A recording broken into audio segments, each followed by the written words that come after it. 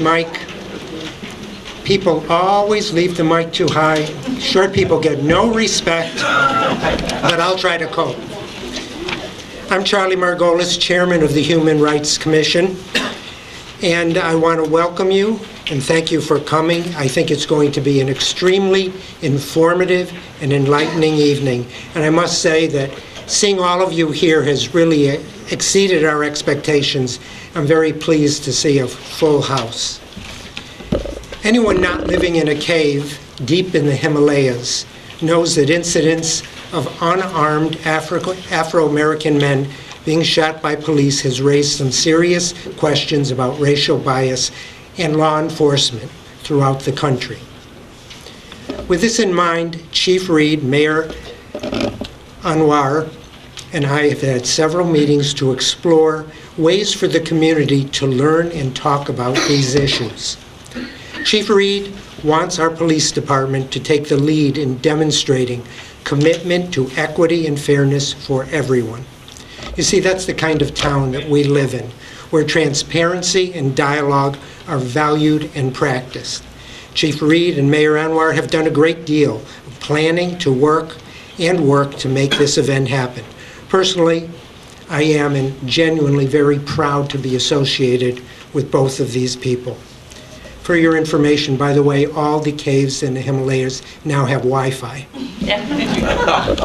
With that in mind, it's my honor and privilege to introduce the Mayor of South Windsor, Dr. Saud Anwar.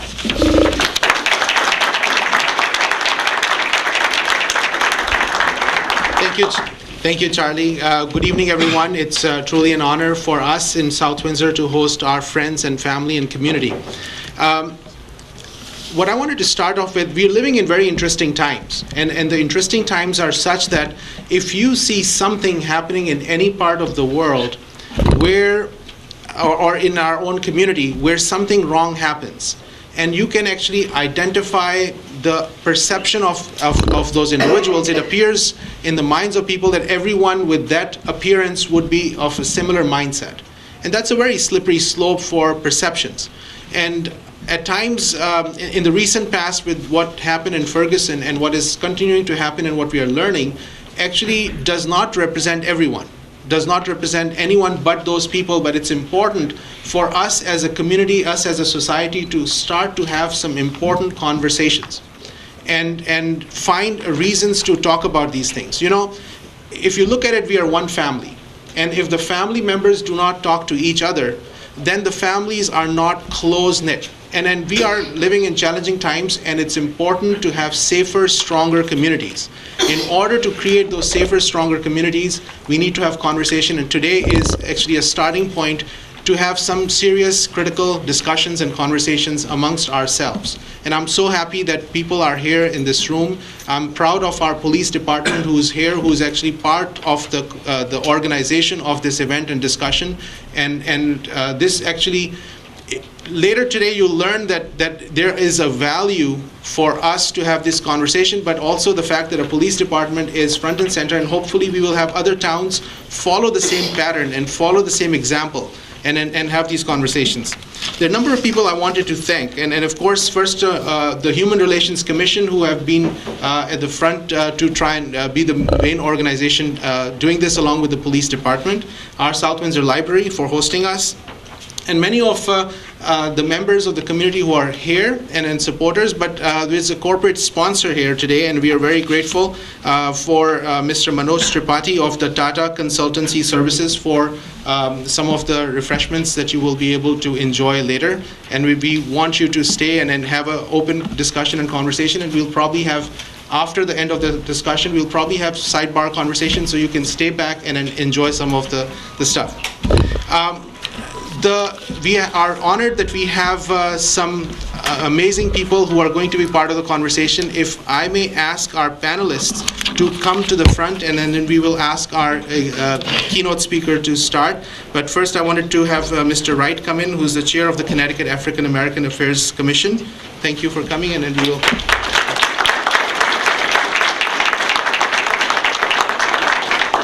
And we'll have our police chief as well. He's going to talk to us, and then we look forward to learning from him. Chief Reed is an exemplary individual who actually is a lawyer as well by profession, who does police chief activity. But I didn't hate you before. Sometimes you cannot turn the television on, flip the channels, and not see him. So it almost looks like he's watching you even when he's on the television. And we have David McGuire, who's the staff attorney for Connecticut ACLU. Thank you.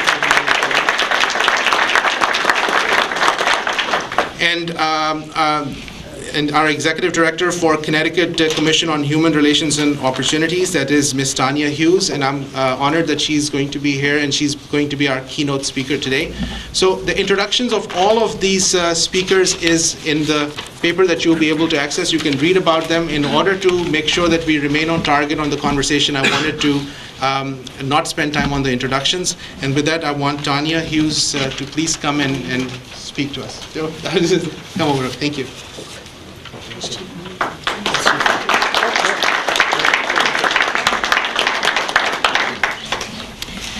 Good evening, everyone. I, too, am very pleased by the crowd that's assembled here this evening, and thank you all for coming out.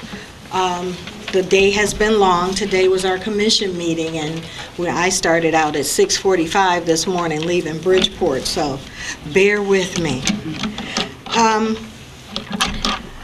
Again, I want to thank you and really for allowing me the opportunity to speak about a topic that's been trending very heavily throughout the United States, and that's police and community relations.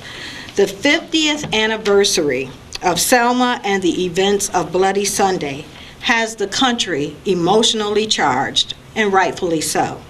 We find ourselves at a crossroad where we just can't seem to be able to put the race issue to rest. While we have made many gains, many of today's events mimic the climate that existed in Selma, Alabama 50 years ago. President Obama described the Selma events in this way: "It was not a clash of armies, but a clash of wills, a contest to determine the meaning of America." Truly, a clash of wills is the best way to describe the situation we find ourselves in today. No one is listening to each other. There has been a complete breakdown in communication.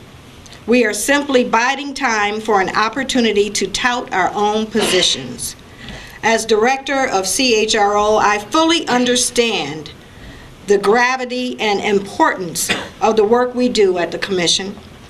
Many citizens rely on us to assist them with matters related to their very existence: equal access to housing, equal employment opportunities, equal access to public accommodations and services, affirmative action matters, and monitoring state contract set-asides. For some, we are their last resort. For others, we are their only course of redress. We take our roles at CHRO very seriously. We are a staff of open-minded, dedicated, competent, creative, resourceful, and diligent employees whose only agenda is to further the mission of the Commission on Human Rights and Opportunities. We recognize that our position is not always a popular position to take. The mission of the Connecticut Commission on Human Rights and Opportunities has been and continues to be the elimination of illegal discrimination in the state of Connecticut. We seek to be the champions to the frustrated voices of those who are beleaguered and oppressed. We seek to perform our task in a more efficient and purposeful manner. We seek to build coalitions and alliances that bridge differences related to various personal identities, such as religion, ethnicity, race, gender, or physical and mental disabilities. As most of you all know, the Alvin W. Penn Act was enacted to eliminate racially motivated traffic stops through the reporting of traffic stop data.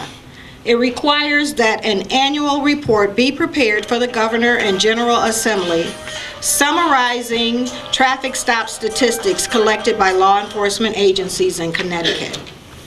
Since becoming director a little over a year ago, I, along with my deputy director, Cheryl Sharp, have been working alongside a group of diverse professionals. In fact, Ken Barone is here this evening, and he's been heading up that commission. In 2012 and 2013, the Connecticut General Assembly enhanced the Alvin W. Penn Act to address racial profiling concerns in Connecticut.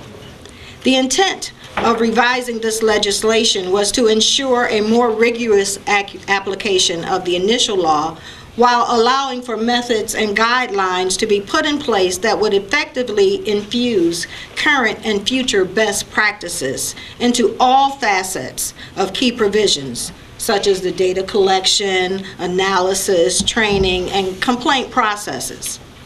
A key element in the new legislation shifts responsibility of its implementation to the Office of Policy and Management, in consultation with a newly established Racial Profiling Prohibition Advisory Board. Specifically, the legislator modified the reporting requirements of traffic stop information while simultaneously establishing the board. The advisory board worked in consultation with the Office of Policy and Management and the Institute of Municipal and Regional Policy to design a system to implement Public Act 1274 and Public Act 1375. And over the past 2 years, through a grant made available by the Connecticut Department of Transportation and the National Highway Safety Administration, the advisory board has worked to implement changes to the act. Members of the advisory board include representatives from the Connecticut Department of Transportation, the National Highway Safety Administration, the Office of Policy and Management, as I mentioned earlier, the Criminal Justice Information System, and Central Connecticut State University. This project has developed and maintains a website, which is www.ctrp3.org. And that informs the public of the advisory board's activities, statewide informational forums such as this, related news items on racial profiling. The website also includes minutes, agendas, press releases, and links to register for events, and it's updated weekly, so I invite you all to visit that website for further information. The initial report covered the period from October 1st, 2013 through May 31st, 2014. A supplemental report analyzed traffic stop data collected from October 1st, 2013 through September 30th, 2014, and an annual report will be prepared the January of every year preceding January 2015. So it's our hope that the data will enhance relationships between police agencies and their communities. The question we're now presented with is, what do we do with this data now that we have collected it? Not only are we analyzing stop data, we are also looking at post-stop data. CHRO is the enforcement agency responsible for receiving complaints. When drivers are stopped, they are supposed to be issued a slip which informs them of their right to complain or to make positive reports about their experiences to the law enforcement agency that issued the stop or to the CHRO. And in fact, we've proposed legislation to make it more clear that CHRO is the entity that you should go to, and there's also legislation that has been proposed to assist with the financing of the continued project. So to initiate a complaint with CHRO, you can call the number issued on the slip, and you will be directed to a region that will handle your complaint. You can either obtain complaint forms on our website, or you can request an appointment with one of our intake officers who will assist you with drafting a complaint affidavit.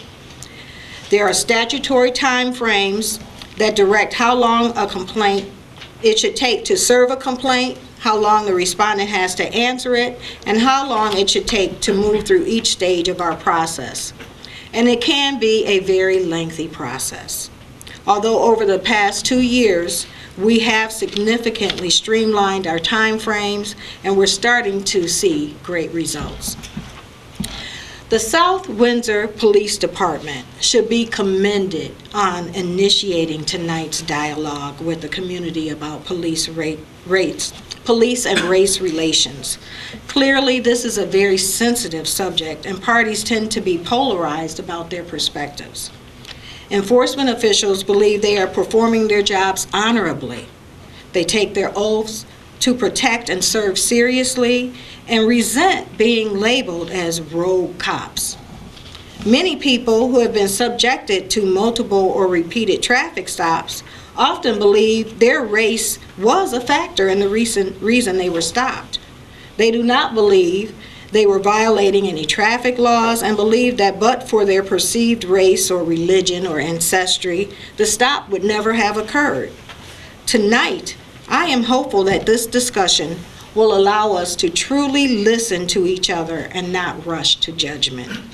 Racial division still exists in America, and we must first recognize and acknowledge that it exists, and then make efforts to change this reality through our actions, our attitudes, and where necessary, the enactment of laws. One of my favorite Martin Luther King quotes is, "Injustice anywhere is a threat to justice everywhere." It's not enough to conduct our individual selves properly and in accordance with the law. We must ensure that all are participating in the same criminal justice system that serves all in the same manner. When the advisory board gathers to review this data, no matter how small the margin, we need to address the disparities that exist. If there is only one representative in only one agency in the state who is not conducting him or herself in accordance with the law, we must address it. One of my favorite television shows is Shameless, I'm ashamed to say, on Showtime. It's based on a very dysfunctional family whose patriarch is a lifelong addict and deviant. His estranged wife is bipolar, who self-medicates with street drugs, and the oldest daughter of their 7 children, who is about 19 or 20 years old, is raising the entire brood with no assistance, I might add, or intervention from family services. The events that take place on the weekly show are truly shameless, and I have often wondered if the outcomes would be much more severe if the show was based on an African American family with the same circumstances. Apparently, the writers have had the same thought, because last week's episode involved an incident where one of the middle children was arrested for possession of a lot of heroin. My guess would be several pounds of heroin. When the police came to the home, the youngster fled and was subsequently chased and eventually caught. When they finally cornered him, he raised his hand in the air and yelled, "Don't shoot, I'm white." I found that to be a very profound statement about the state of life in America. Most whites do not live with the constant fear of being stopped by the police. And those that are stopped do not fear being killed by the police. There is a vast difference in perception based on the very different outcomes that races experience when they're dealing with the police. Daily, we receive reports about unarmed minorities being killed by police officers who were in fear for their lives during the course of duty. While we cannot label every police officer as corrupt or abusive, we cannot ignore that there is a great disparity in the ways the races are adjudicated through the criminal justice system. Another of my favorite shows is Scandal. You wonder, how do I have time to do all this TV watching, right? Well, I DVR and wake up very early or stay up very late. But Scandal also attempted to deal with this issue. For me, the most compelling piece of dialogue and delivery came from the police officer who killed and covered up the killing of the unarmed black child. Through the magic of television, they were able to bring an expert public relations person and to defuse an escalating crisis situation, Olivia Pope. And they were able to reveal a cover-up and get the officer to admit to killing the youth because he felt disrespected. It was kind of refreshing to hear the raw perspective from the police officer, as horrific as it was, because I needed to get some understanding as to how these killings are occurring. At least it was real and not a cover-up. We will never have the luxury or the capacity to take on heavy social matter and resolve it in a 40-minute time frame. I cannot condone any illegal activity, but I do believe that every human being in America deserves the right to be heard. We cannot allow any individuals on either side of this discussion to rush to judgment. People who are detained by the police must be respectful. They must succumb to and comply with instructions and allow our law enforcement officials to perform their jobs as efficiently and swiftly as possible. At CHRO, we see complaints from many different races and classes. We represent a neutral role when complaints are filed. When we are presented with the complaints, we conduct thorough investigations and consider all of the evidence presented. We are receiving complaints about racial profiling, and we will analyze the traffic stop data along with other comparative evidence, witness testimonies, and other types of evidence before we reach any conclusions or issue any determinations. No one is asking for special treatment. People who commit crimes must be held accountable, but they simply must be given equal treatment and equal access to the criminal and judicial system. At CHRO, we will continue to work with the law enforcement agencies, such as South Windsor, to explore what the traffic stop statistics mean and examine enforcement practices in an effort to ensure that fair and impartial policing is always the ultimate goal. Please continue to work with us in the struggle.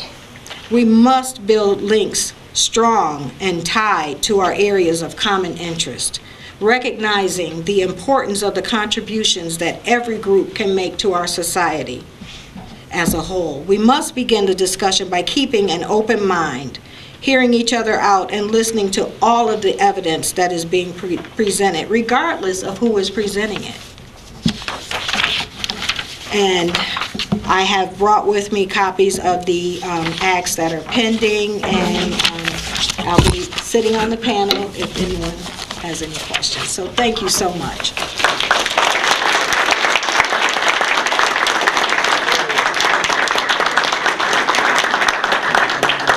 Yeah, I'm just going to have these guys step aside.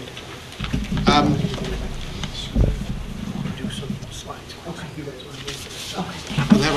We'll have our panelists actually go back over here for a little bit because of the presentation. I just wanted to recognize a few people in here as we get ready for the presentation from Chief Reed. I think I just saw our State Rep Bill Amon. He's right there, so thank you so much for coming. And